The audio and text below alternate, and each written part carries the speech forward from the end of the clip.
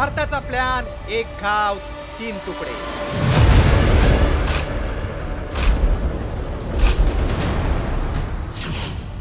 जमीन पाणी हवेतही पाकिस्तानची कोंडी.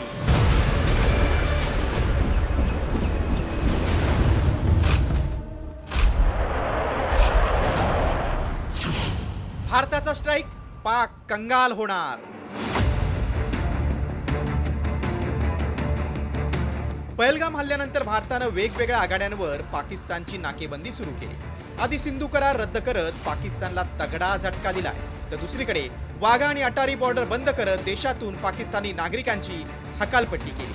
हे कमी होतं की काय? आता भारतानं थेट पाकिस्तानची हवाई कोंडी केली आहे. त्याचा नेमका काय परिणाम होणार आहे पाहूया. हवाई हद्द बंद केल्यानं पाकिस्तानला दरमहा $2,28,00,000 तोटा. Thailand, Bangladesh, Myanmar, Sri Lanka, Malaysia प्रवासाला वेळ लागणार.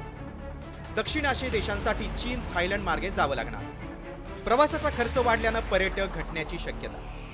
पाकिस्तानचा दक्षिण आशियाई आणि आग्नेय आशियाई देशांसोबतचा व्यापार मंदावण्याची शक्यता. पहलगाम हल्ल्यात 26 निष्पाप भारतीयांचा मृत्यू झाला. त्यामुळे भारतानं पाकिस्तानला कोंडीत पकडण्याची रणनीती आखली. आतापर्यंत भारतानं वेगवेगळे स्ट्राईक करत पाकिस्तानला रडकुंडीला आणलंय. सिंधू जलकराराला स्थगिती देत पाकिस्तानची पाणी कोंडी.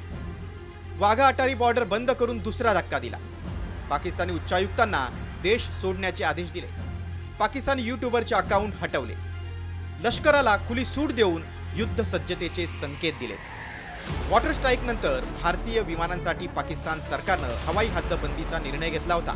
मात्र आता भारतानंही पाकिस्तानला जशास तसं नव्हे तर त्यापुढे जाऊन उत्तर दिलं. त्यामुळे पाकिस्तान केवळ पाण्यावाचून नव्हे तर आता आर्थिक कोंडी झाल्यानं पैसाठी तडफडल्याशिवाय राहणार नाही. ब्युरो रिपोर्ट, साम टीव्ही न्यूज.